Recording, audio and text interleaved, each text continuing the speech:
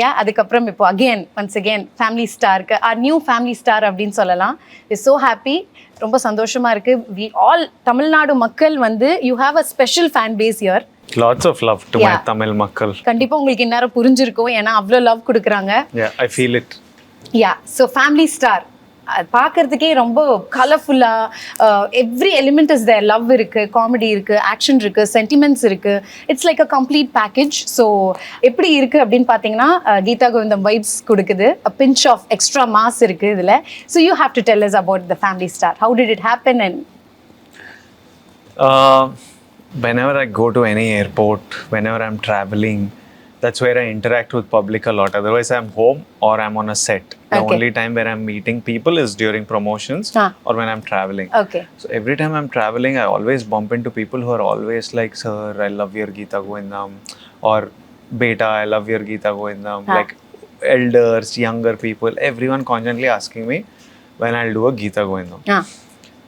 Then when I do a love story, people, all fans, all boys and all are like, "Anna, action, Anna." They keep asking. I'm like, dude, when I do this, you ask for this. When I do this, you ask for this. How do I ever please you? Okay. So finally, I decided when the Geeta Govindam director only came to me with a script that I liked. He always has really interesting ideas. This one just connected with me on another level. I saw incidents from my life and I really enjoyed the narration. So I was like, what better way than to bring like a high version of Geeta Govindam, like the next level of Geeta Govindam with the same director that people love and also has bits of everything for like a summer holiday film. Exactly. It's a massive blockbuster combo. Vijay Deverakonda and director Parsuram. So Geeta Govindam kapram again you guys are uniting and with Mrinal Thakur. First time you're pairing up with her, Yeah, first time. Yeah, so how was it working with her? She's a very intelligent girl and whenever somebody is intelligent, just generally as a person, you're always a better actor. It makes acting, understanding a scene, it makes it easy. So she's a very smart girl and with so much experience behind her, and she's having a beautiful success streak. The Telugu audience absolutely love her. I heard even in Tamil Nadu, Sitaramam received lots of love. Exactly. So I'm happy. This is going to be another really great film for her. I keep telling her that you're blessed. I feel like she's blessed in some sort of way because really great films keep falling in her lap. Yeah. Even for this film, we were considering 2-3 The director, when he wrote, they see some girls in their head. He came with 2-3 options. But somebody's dates were not working and we really needed to get it out quickly. Somehow it just went to her and I believe it will be another great film in her career. catalog, in her career. Ninga, please. I'm always drinking coffee. Please. It's an energy booster, no? And then I want loo breaks. It happens. Yeah. Thank you, Shubham. Nice. So coffee is one instant energy booster, no? I just love coffee. Yeah? Also, I've not been sleeping much. We haven't been sleeping much, so. ஒரு நாளைக்கு எவ்வளவு coffee குடிப்பீங்க? எவ்வளவு cup? I'd like to keep it to 1, but during promotions, I think it can go to 3. 3. And then that will keep you up again because you've had so much coffee you can't sleep. Exactly. During work, if you have coffee, it will just keep you very active. The night you can't sleep. Yeah. Correct. Yeah. So it's like one bad cycle. I know. But today I need it. So. Okay. So Chennai வந்திருக்கீங்க. சூப்பரான filter coffee. Filter coffee. எப்படி? சூப்பர்ல? எப்படி இருக்கு? I love Chennai filter coffee. Yeah. Super. Where a level that is. You come home, I'll also give you super filter coffee. Oh, I love. Don't worry, I won't coffee. put. You won't put. Who will make? We have one akka to make super nice. filter coffee. You should come home. Filter coffee is the best. Best, no? Better than anything. Anything, exactly. The smell only, when you go near all these Ananda Bhavan, Sarvana Bhavan, when you're walking Sangeetas. by, they'll be mixing and that smell Nalla only is like, you should have, and you should tell nalla aathitu with that norayoda kudikano, that foam. Yeah, on top. Yeah. Perfect. Beautiful. Made. What else you like in Chennai other than filter coffee? I love my tiffins. I love my breakfast. I'm on a diet most of my life. I'm on a I'm eating chicken and mostly grilled. not grilled. I'll eat like comfortable Vegetables, chicken, curry kind of chicken and stuff. But mostly breakfast since the last 3 years has only been eggs. So I only eat eggs. The only time I crave something, I crave dosa. Idli, dosa, vada is one craving, and biryani is one craving. We that spoke I have. about biryani last time. It's an emotion. You know, that video was like very viral. Yeah, you know, recently I was shooting near Mahabalipuram, near ECR, Mahabalipuram and all. I had talpakattu. Talapakattu biryani. Talpakattu. It was so good. Good, no? Today I want to go to Ambur biryani. Ambur canteen. Ambur canteen is very close to my house. Yeah? It's in T Nagar. Can I go and sit Yes. there? Will it? Chill? It's a small place. No problem. But yeah. It's neat and nice. As long as I can sit and eat You comfortably. get super mutton chops, chicken biryani, Ambur canteen and mutton manjal. samosa. See, what are we talking now? Yeah. We have to promote family stuff. But then, yeah, Chennaiக்கு வந்திருக்கீங்களே இதெல்லாம் you have to know. Yeah, I கண்டிப்பா. told my team to try and see if I can go to Ambur tonight. Yes, you for can. dinner. I know the owner. I will talk for you. Talk. No? I'll surely Keep on talk. table. Done. Okay, so coming back to Family Star. Actually, first நான் வந்துட்டு குஷி வந்து interview பண்ணும்போது Vijay Deverakonda okay அவர் பயங்கரமா இதா இருப்பாரு. I thought like that. Everybody thinks Everybody from outside they think you're very naughty, பயங்கர attitude அப்படி. But once பேசும்போது தான் தெரியுது so down to earth, so humble. You're very warm and welcoming. எப்படின்னா you make it so easy. I'm an unknown person to you first. And first time நான் உங்ககிட்ட பேசும்போதே you made it so comfortable. You're very warm person and பேச தான் தெரியுது how family oriented you are. Familyக்கு எவ்வளவு importance கொடுக்குறீங்க, especially your mom. I see all your Instagram posts and social media postலாம் பார்க்கும்போது everything like உங்க ஃபேமிலியோட இருக்கும், அம்மாவோட இருக்கும். So that is very nice. And coming, I think this Family Star is it really relates to your personality. This name, no, families. I think it's so apt for you. Yeah. I'm sure like so many people will connect to it on so many different levels. Exactly. All of us, like you'll connect to it on a very funny level. Like you laugh at some of the Telugu digital media federal నిర్వహించిన digital creators meet ఆర్జిన్ day Hyderabad లో ఘనంగా జరిగింది. HSCC Novotel లో జరిగిన ఈ వేడుకకు digital క్రియేటర్లు, influencers పెద్ద ఎత్తున హాజరయ్యారు. ఈ వేడుకలో విజయ్ దేవరకొండ, మెగాస్టార్ చిరంజీవి మధ్య జరిగిన ఇంటర్వ్యూ ప్రేక్షకులను ఎంతగానో ఆకర్షించింది. మరెందుకు ఆలస్యం, ఈ ఈవెంట్ హైలైట్స్ పై మీరు ఓలుక్కేయండి.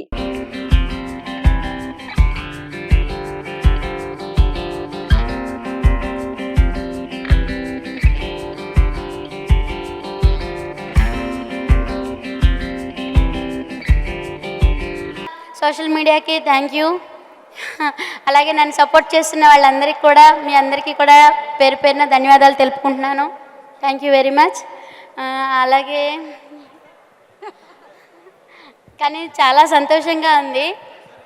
కానీ ఆత్మవిశ్వాసం ఉంటే ఏదైనా ముందుకెళ్ళొచ్చు. నాకు చదువు లేదు అని ఎప్పుడు బాధపడుతూ ఉంటే, చదువు లేదని బాధపడొద్దని, భక్తికి ముక్తికి చదువులెందుకు, ఆత్మశాంతి ఉంటే చాలు అదే దైవము, చెరువులోన చాపకెవరు ఈత నేర్పిరి, బావిలోన కప్పకెవరు భాష నేర్పిరి, అడవిలోన అమసకెవరు ఆట నేర్పిరి, ఆ చెట్టు మీద కోవెలకెవరు కూత నేర్పిరి, ఆ పుట్టలోన పాముకెవరు బుసలు నేర్పిరి, ఆ పుట్టిన బాలుడికెవరు ఏడ్పు నేర్పిరి అని మా అమ్మమ్మ నానమ్మ నాకు ధైర్యం చెప్పి, నేను చదువుకోలేదని బాధపడుతుంటే ఇంకా చాలా అంటే చాలా చెప్పారు.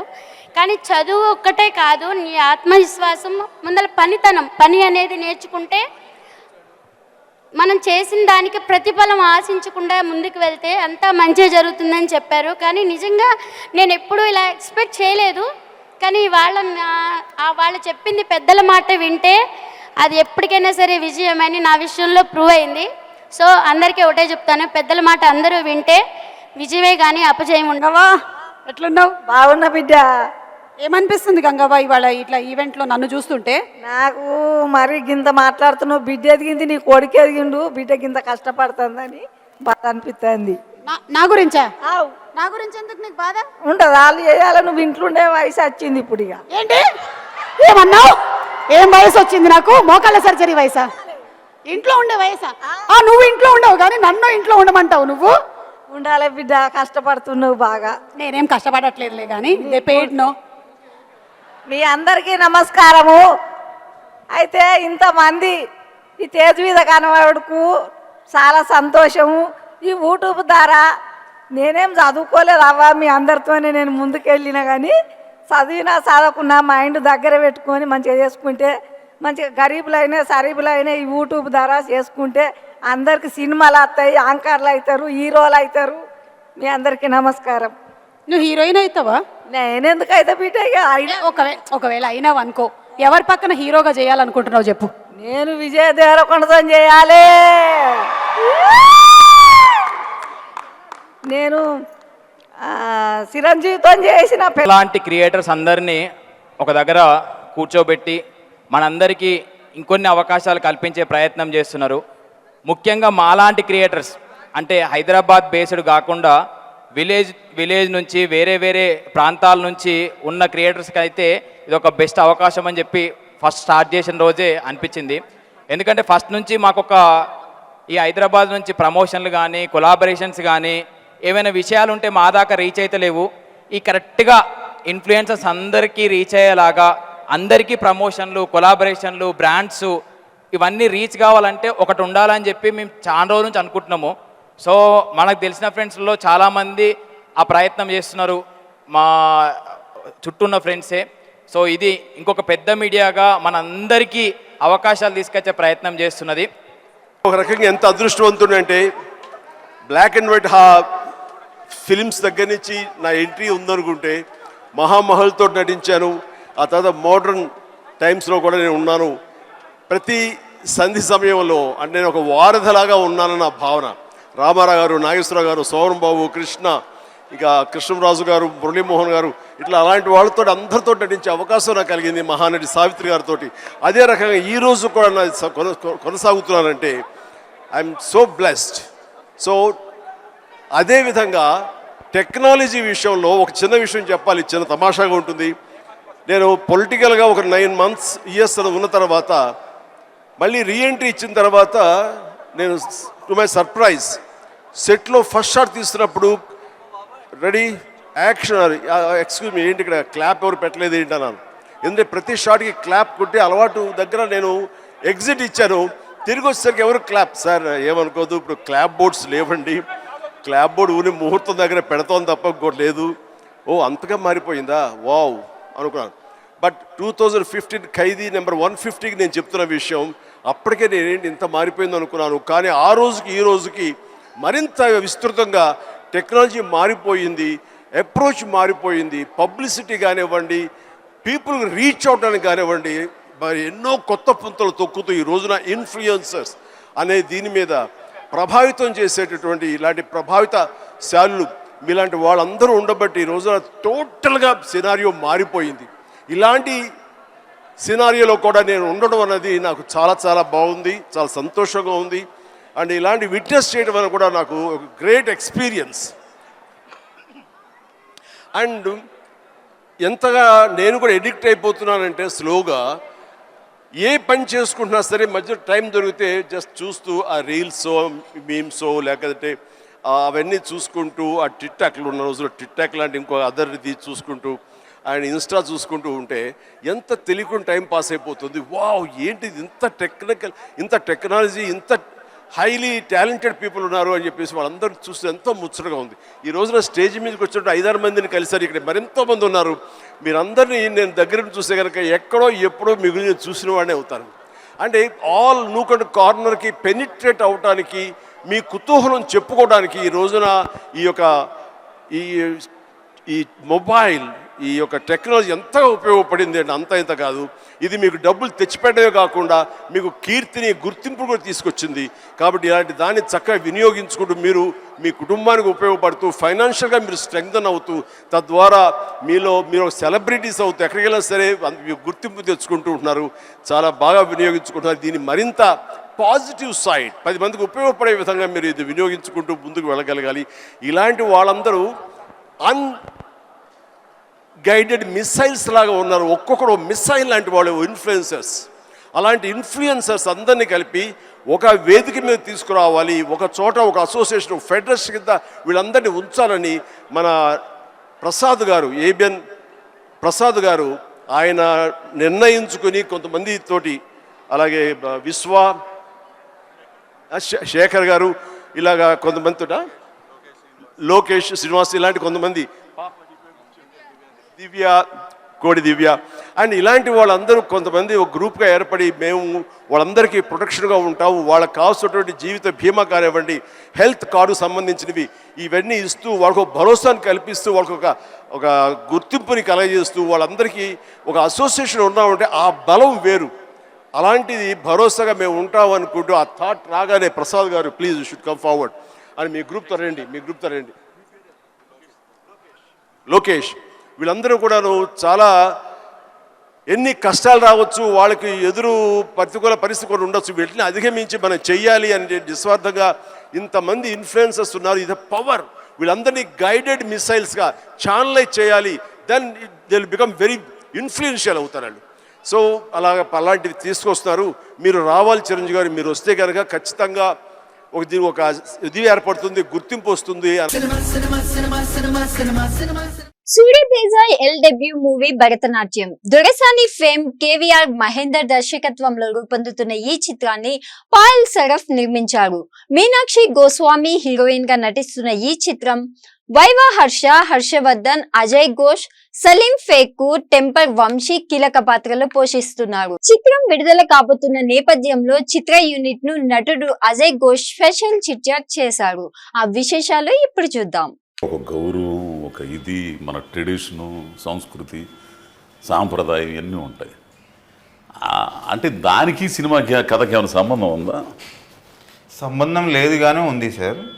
లేదు కానీ ఉంది. భరతనాట్యం చుట్టూరానే తిరుగుతాయి ఆల్ క్యారెక్టర్స్, బట్ అంటే డాన్స్ ఫామ్కి సంబంధించిన కంటెంట్ కాదు ఇది. అది మొదలు చెప్పేసి మళ్ళీ క్రైమ్ వరల్డ్, ఒక క్రైమ్ వరల్డ్. ఆ క్రైమ్ వరల్డ్లో భరతనాట్యం అనేది చాలా ఇంట్రెస్టింగ్ అండ్ ఇంపార్టెంట్ ఎలిమెంట్. అసలు ఇది ఏంది అని ఇప్పుడు చెప్పలేం కానీ చాలా సర్ప్రైజింగ్గా ఆడిటోరియంలో ఫీల్ అవుతారు. అర్థమైపోతుంది. ఏమంటే మీరు ఈ కథ ఎప్పుడు చెప్పాడండి? సూర్య చెప్పాడు సార్, మా హస్బెండ్కి చెప్పాడు జిమ్లో. మీరు ప్రొడ్యూసర్? అవును. జిమ్లో మీ వారికి ఆయన చెప్పాడు. కథకుడు ఎవరు ఇంతకీ? ఈయన ఆయన కథకుడు అంటే రాసింది కథ, రాసి కథలు కూడా రాస్తున్నావు, పెయింటింగ్స్ కాదు కథలు కూడా రాస్తున్నావు. ఈ కథ మీ శ్రీవారికి నచ్చింది అంటే ఆయన కథ వినలే, ఆయనకు మూవీ చేయాలని ఒక ఇంట్రెస్ట్ వచ్చింది. కథ తర్వాత నేను ఆఫీస్లో విన్నా సార్. మీకు నచ్చింది? నాకు నచ్చింది. డైరెక్టర్ గారికి నచ్చిందా? డైరెక్టర్ గారికి నచ్చిందో లేదో ఆయనకే తెలుసు. అంటే సహజంగా దర్శకులే కథను తయారు చేసుకోమంటారు, అవునా కదా? అతను అనుభవించింది, అతను ఏమనుకుంటున్నాడో అది గనక కెమెరాతో చూపించగలిగితే బాగా ఇదవుతాడు. కానీ అతని కథ నువ్వు దాన్ని దత్తత తీసుకొని నువ్వు చేయటువంటి మామూలు విషయం కాదు. నువ్వు అనుకున్నది అనుకున్నట్టు వచ్చిందా? మరి వచ్చింది సార్. రాజీ పడ్డావా? లేదు, ఎక్కడ రాజీ పడలేదు. ఆ పిల్లోడు ముందరనే దొరసాని ఒక సినిమాతో ఒక మంచి గుర్తింపు వచ్చింది డైరెక్టర్ మహేందర్ అనేవాడు. అదే తెలంగాణ నుంచి వచ్చిన దర్శకుల్లో ఆ పిల్లోడికి ఒక గుర్తింపు ఉంది. నీ కథకి పూర్తి న్యాయం చేయగలిగాడు? చేశాడు సార్, చేశాడు. మనస్ఫూర్తిగా చెప్తున్నాను, చేశాడు. సందర్భాల్లో ఫెయిల్ అవుతుంటాయి కొన్ని. రాసిన వాళ్ళు ఒకలా చూడ్డాము, దాంట్లో తీసిన వాడు ఇంకొకలాగా. మొత్తం నీ కథ అంతా ఇక్కడ ఉంటుంది కదా, అతను బుర్రలో తీసుకొచ్చి ఇక్కడ పెట్టుకోవాలి. అంటే అతనితో నువ్వన్న రాజీ పడాలి, నీతో అతనన్న రాజీ పడాలి. ఇదంతా ఎక్కడ మెర్జ్ అయిందంటే సార్, తను అక్కడ కరోనా టైంలో ఒక కాఫీ షాప్లో చెప్పాడు నాకు 2-3 గంటలు. నేను ఆ టైంలో దొరసాని తర్వాత ఆ టైంలో ఒక క్రైమ్ వరల్డ్ రిలేటెడ్ ఆ ఆలోచనలు తిరుగుతున్నాయి గట్టిగా.